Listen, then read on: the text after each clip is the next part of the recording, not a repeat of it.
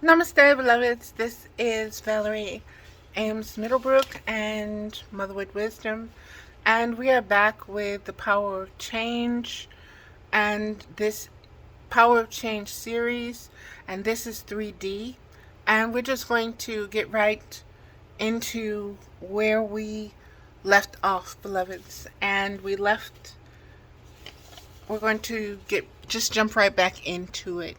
And if you're just tuning into this video, I advise you to go in and read, read. Go in and watch the other videos before this one. The first one and the A, B, and the 3A, B, and C. Okay, so here we go.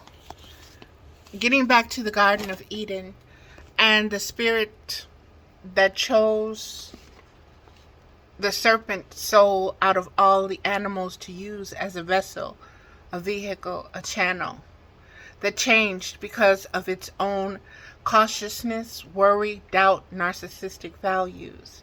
And I want to just talk about that for a moment, beloveds. I really just want to focus in on that because Spirit is saying there is a lot of information that has been lost over time about the Garden of Eden, but it can be remembered. The frequencies can be recalled, is what I'm getting. And we need to go back into that particular book, that particular chapter, with the Garden of Eden, to really get a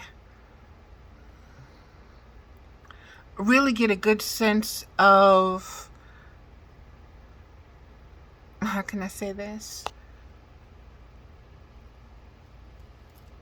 Really get a good sense of conscious awareness and what it is, what it did, and how we need to identify with it as one with it, within us, as existence.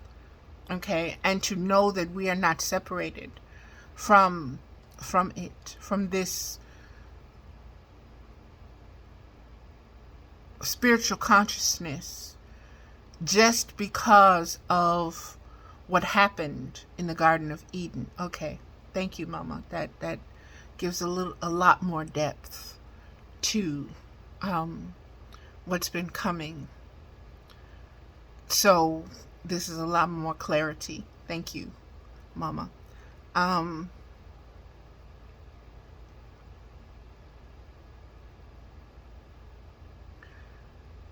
So many people are looking at the story of Adam and Eve, and that story has been adapted to an agenda of romanticized tales to enslave and to keep in bondage and to keep you in the thinking that you need that a mediator is necessary for you because you're not spiritual enough to communicate with your spiritual self, your highest spiritual self. So let us look deeply into what is being said, what is being given about the states of conscious awareness that are present in the telling of the Garden of Eden story in Genesis. The spirit chose the serpent soul. So there was a conscious awareness that was frequenting the Garden of Eden. It had been doing so since the beginning. It understood the creatures, the animals, the natures. It understood the flora and the fauna because it watched it be created. This particular spiritual consciousness that I'm speaking of. Okay? This individual spiritual consciousness chose to manipulate forms. And let me just keep going. And the form that it chose was the serpent soul. See, animals have souls. So it chose the serpent soul to influence, to use as a vessel, to channel through, to work through. And why did it choose the serpent? Because the serpent was the wisest animal frequency on the earth at that time. The serpent was the most cautious. It had been observed to be the most cautious. The most, when I say cautious, anxious. Always checking the air with its tongue. Always sensing what's next, what's coming, what's there. Testing to know. It doubted. And the snake also represents narcissistic values because it was out for its own self. Didn't care about anybody else. It was only for itself. It instinctively and intuitively studied and picked up on Eve's weaknesses, her fear, her knowing that she was not created from the earth like Adam, but was taken and formed and expanded from a piece of him, not like Lilith. So she was low on the human hue of man. The hue of man, the color of man, the hue, the blood of man, that the matter of man, the making of man. She was third. So she was low on the totem pole. She was easy pickings. She was unripe, full of doubt, but also a know-it-all. And that's why the question about the fruit was so intriguing. When being like God was thrown into the mix, the desire to be more than she knew herself to be. Sorry, beloveds.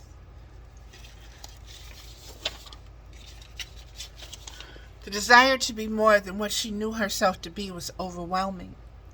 It was an obsession. It was a hunger and a thirst, an ache that only eating the fruit would satisfy.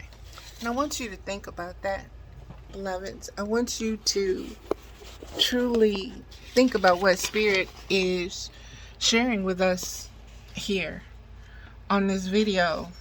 First of all, about the narcissistic spiritual consciousness that had watched and that envied and questioned humanity inhabiting this paradise, okay? Inheriting it, being able to rule over it, being able to have their spiritual consciousness expand, having their spiritual consciousness begin to grow and expand, and maybe get all the way to the frequency of this being that was watching. This being very much like the Elohim. This being that chose the snake, the serpent, the most cautious. And Eve knew the snake was the most cautious because she had observed it too. She had watched it. So she knew that the snake was the most cautious animal there, the most wisest too. So when it spoke to her, and it spoke to her about her deepest desires, she believed it.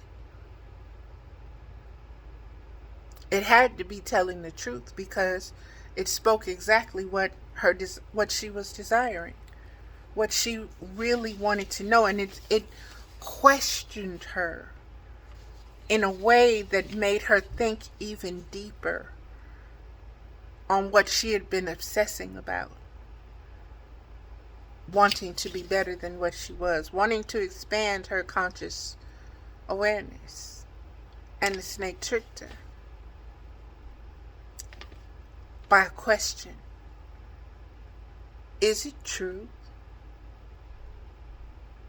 And then contradicted what Adam had told her, what God had told Adam. You will die. You will begin to die the moment you eat this fruit. Oh, that's not true. You surely will not. I'm the most cautious and the wisest creature there is. I've been here since the beginning of all of this. I watched you I'm telling you, you truly will not die. You'll be like God. Yes, you will. Look how sweet and juicy it looks. You know it's got all these seeds inside of it. Yummy. I bet it tastes real good. That's why God don't want you to have none. And Eve that lit her on fire, lit her consciousness on fire, and that fleshly consciousness, okay? And that flesh took over, and that was that was the end of it right then and there. Because she had been played. She had been tricked. She had been bamboozled. Because she had been observed. She had been watched. And she had been assessed and analyzed and critiqued and judged. And she was seen to be the weakest to gain access to the agenda of the downfall of humanity, so to speak. And so what happened, let me keep reading because I want to keep it like it is on paper.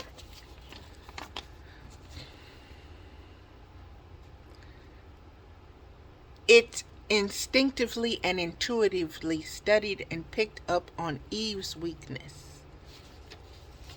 Instincts and intuition, remember? And its instincts and intuition was heightened even more when it took the form of the snake. Okay? Think about that. It was amplified.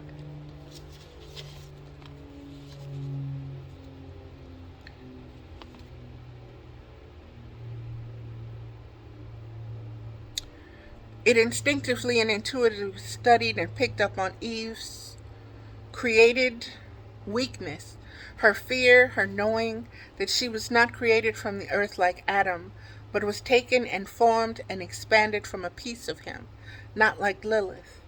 So she was low, hue of man on the totem pole, easy pickings, unripe, full of doubt. She was unripe. She was immature. She hadn't expanded her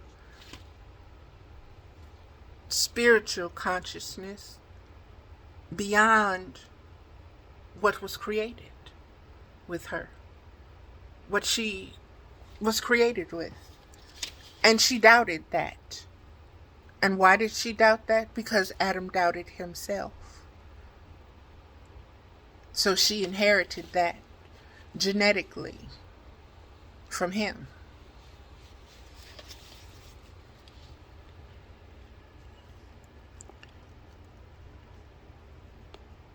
But also a know-it-all, like Adam. who wanted Lilith to lie underneath him, to be subservient to him, to basically worship him, and to just kowtow. And Lilith said, no, we are equal. We are both created on the same. We came from the same. We are the same. No.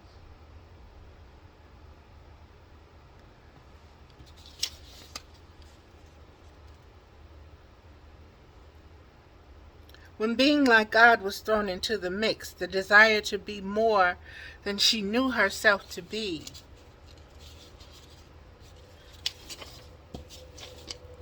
was overwhelming. It was an obsession.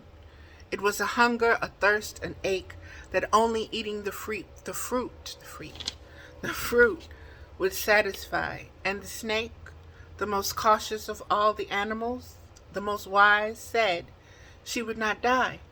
And it had to know more than God, because that is the outcome that she wanted. You see, she had her own agenda.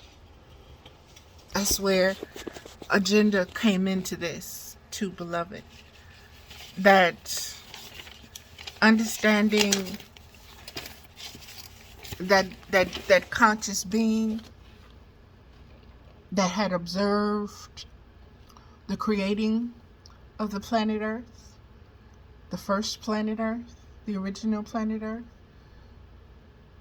the being that had watched the seeding, the separating, the sun and the moon and the seasons and the stars, and how everything, the earth became fruitful and multiplied itself with flora and fauna, and finally human beings were placed there, were created there, out of it all.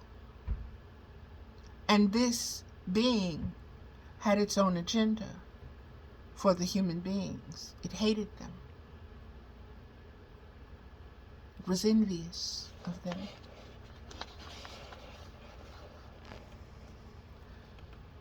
It wanted them to die. See, that's the part of the story that we're not really told to focus on. Okay, because it had not foreseen. This being had not foreseen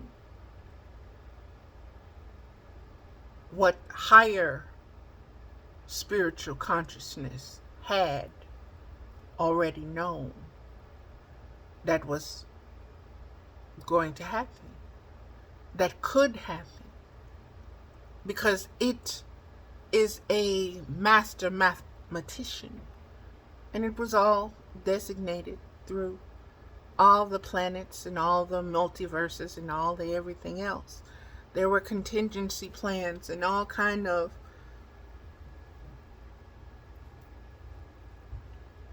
spiritual going-ons to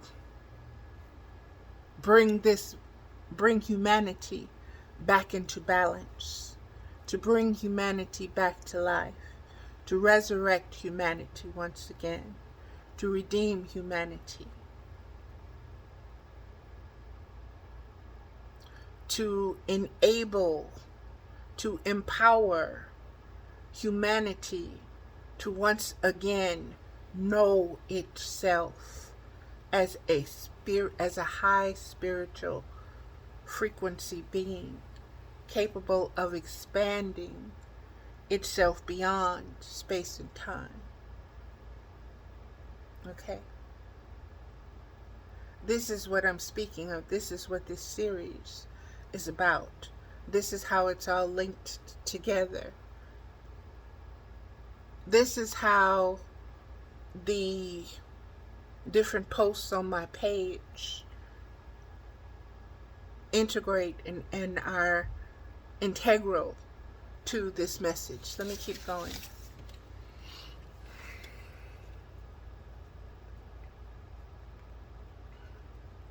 The snake was right.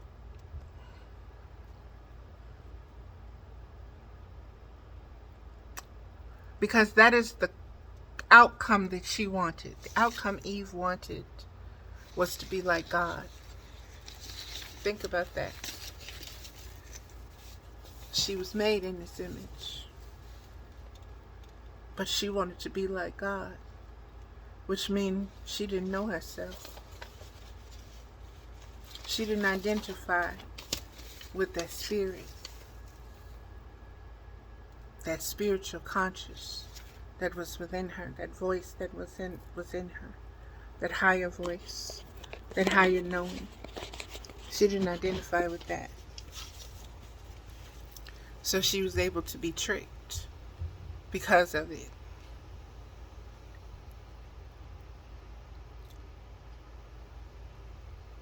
It brought death, infected her mind and her feelings as soon as she ate it. The snake was right. She did not die physically. So she went to Adam because now he needed to be like her. That blew me away. She went to Adam because now he needed to be like her. See, before she was like him. And she resented that because Adam was a narcissist. So she resented that. And so now she had done something. And she needed Adam to be like her. Because she was also a narcissist. And so she went to Adam, and of course she got Adam to partake of the fruit, of the forbidden fruit.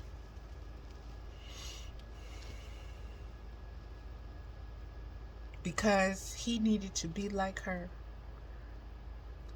What did he say? At last, flesh of my flesh.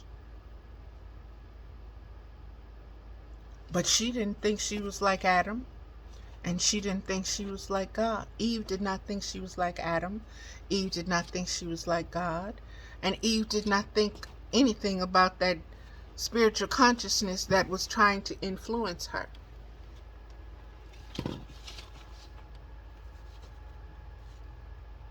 So, instead of her being like him, and they both got kicked out of the garden, and this specific type of serpent, who must have been able to fly before, was forever incarnated only to crawl on its belly, literally and metaphorically.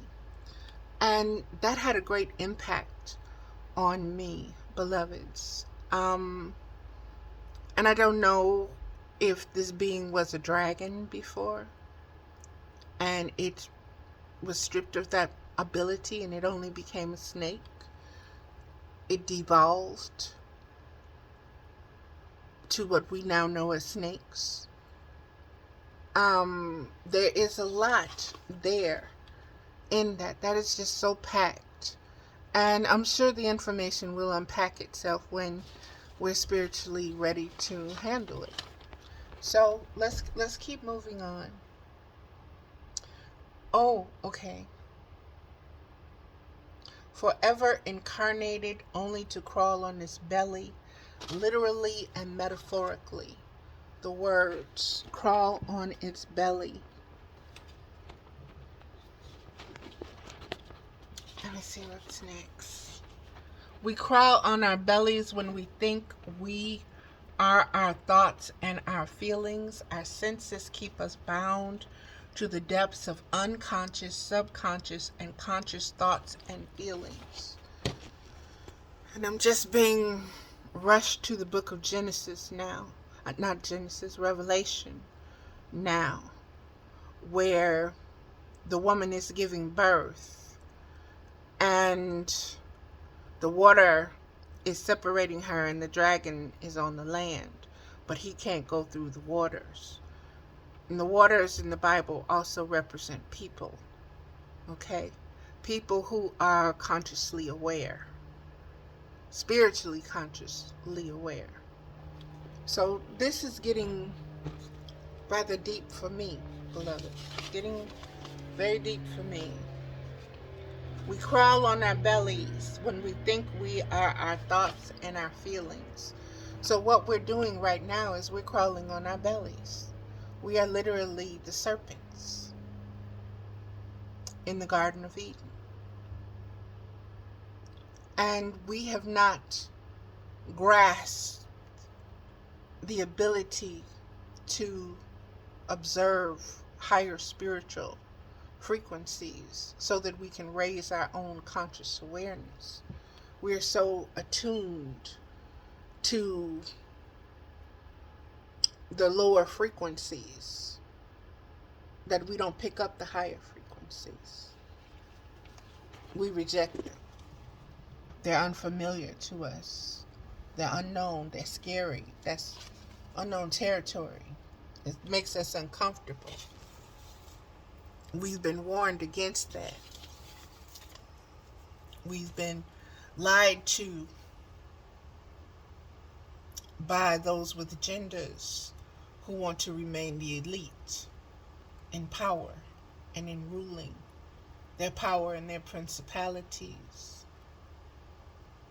But everything has a cycle and season, beloved. Trust and believe.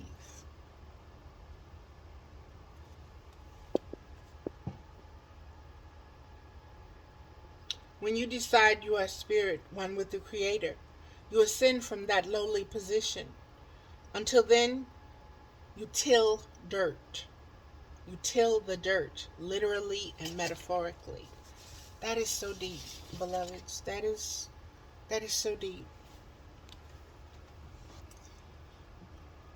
So many of the videos, and I keep bringing up the videos, beloveds, because each video is its own message, its own spiritual message, and it is ripe. It is seeded, literally and metaphorically, with so much spiritual insight. Okay? Insight that will help you use the power of change. Initiate the power of change within your own self-conscious, spiritual, self-conscious awareness, to tap into the universal, and to tap into the galactic, to tap into that which is beyond galaxy, what we don't even have words for right now at this moment, but they exist.